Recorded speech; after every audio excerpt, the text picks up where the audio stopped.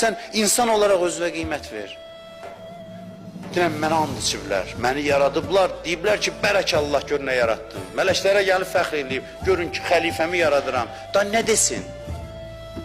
Nə desin? Sənin qiymətin davasını aparır Allah. Nə qədər əziz deyirsən, nə qədər başa salır ki, sən əzizsən, əzizsən, əzizsən, şeytan deyirsən, zəlilsən, ona qulaq asırıq, gedib özümüzü zəlil edirik başqa qapılarda.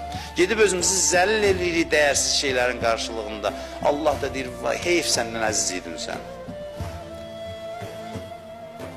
Ne üçün İmam Hüseyin qatillərinə lənət oxuyuruq? Çünki bu gözəllikləri məhv elədilər. İşlərində olan. Şimir də bu gözəlliklə doğulmuşdu. Ömər Səd də bu gözəlliklə doğulmuşdu. İnsan idi.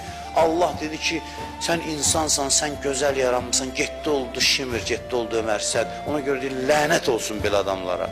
İçində olan sıfırdan başlasaydılar, bəlkə də qınamaq olmaz. Çünki neyinəsini içində sıfır deyil insan. İnsan gözəlliklər mədənidir. Onları xarab eləyib.